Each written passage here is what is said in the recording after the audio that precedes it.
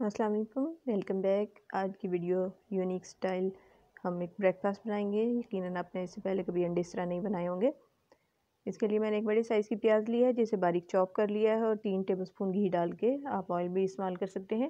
اس کو میں فرائی کر لوں گی۔ آنچ کو ہم میڈیم ٹو لو ہی رکھیں گے اس ریسیپی میں۔ 2 منٹ کے لیے ہم نے اس کو فرائی کر لیا، ہلکا سا سافٹ ہو گئے، بالکل بہت زیادہ کوک نہیں کرنا۔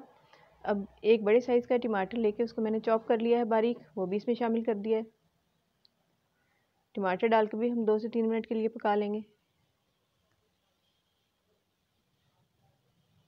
اب مسالے شامل کر دیں گے۔ ½ ٹی اسپون اس میں میں نے سالٹ کا شامل کر دیا، ½ ٹی اسپون ہی کرش چلیز شامل کر دی ہیں، بلیک پیپر بھی اس میں ½ ٹی اسپون شامل کر دیا۔ اس کے علاوہ اس میں میں دھنیا پاؤڈر شامل کروں گی ½ ٹی اسپون۔ یہ سب مسالے ڈال کے ہم 1 منٹ کے لیے مزید کوک کر لیں گے اس کو، تاکہ مسالوں کا کچا پن تھوڑا سا دور ہو جائے۔ بہت کوئی اور ایزی ریسیپی ہے، ناشتے میں ضرور ٹرائی کیجیے گا۔ یقیناً آپ نے اس سے پہلے کبھی یہ نہیں بنائی ہوگی۔ تھوڑا سا ہرا دھنیا اور ہری مرچیں شامل کر دیں گے۔ اب یہ سارا جو مسالہ تیار ہوا ہے اس کو ہم اسپریڈ کر دیں گے پین کی بیس میں، جس طرح ایک بیڈ سب بچھاتے ہیں اسی طرح ہم اس کا بیڈ بنا لیں گے۔ 4 انڈے استعمال کیے ہیں، ایک ایک کر کے ہم فاصلے فاصلے سے یہ انڈے اس پہ ڈال دیں گے۔